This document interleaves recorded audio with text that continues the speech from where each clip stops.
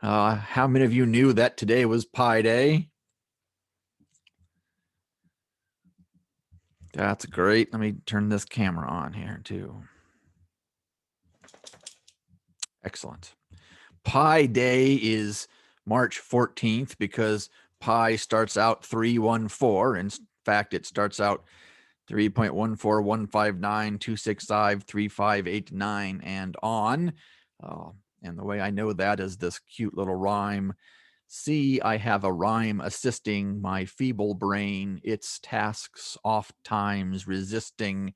If you count the letters in each word, you get 3, 1, 4, 1, 5, 6, 5, 8, 9, etc.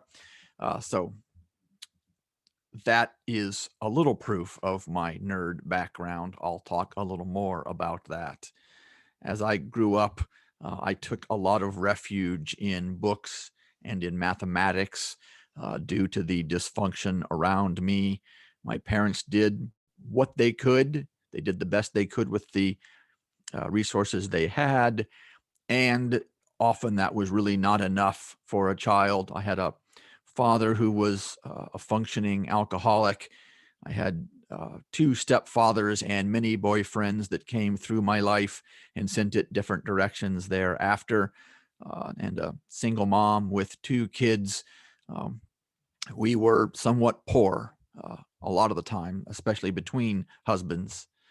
And so it was really easy to crawl into books and into math and live there instead of the outside world.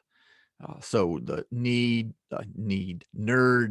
is a phrase that certainly applies, and I lift it up now with some joy and pride as the world has evolved. But at the time, it wasn't super good. I was bullied some growing up. I remember in elementary school, sometimes walking home by a different route each day so that I wouldn't be set upon by bullies. Um, I don't think I was ever actually attacked on my way home, but sometimes they talked about it, and that was scary enough for me.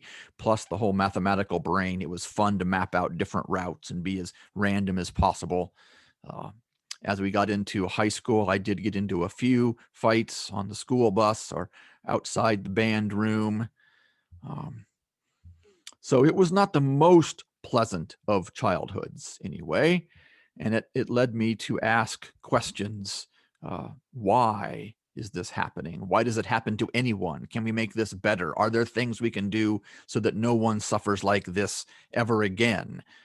I religion first. I became pretty much a Hebrew Bible zealot, although at the time I called it the Old Testament, and followed as many of those laws as I possibly could. The poor lunch ladies who had to ask my questions about whether or not there was any pork in the particular meat product did the best they could with me.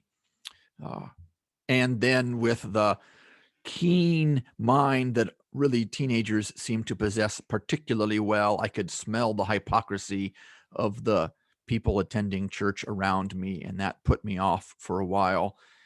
Literature, of course, works.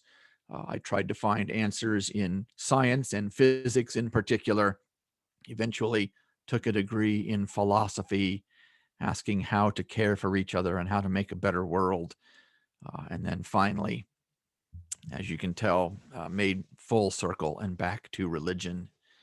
Um, I think I probably expected there actually to be an answer at one point when I was a teenager or perhaps a young adult. I really did search for the answer for a long time. Nowadays, I don't think there is one certain answer. I think it's a lifelong process of learning and unlearning and evolving. And I feel that we're doing that faster and faster as we become better at it and work together to speed the process. Um, and Alan DeSomer wrote and uh, recorded an amazing song for us. I'm just so tickled to share this with you about the widening circles in a Rilke text that Alan set to music and did a little bit of work on. It's spectacular. Let us hear Alan's Widening Circles.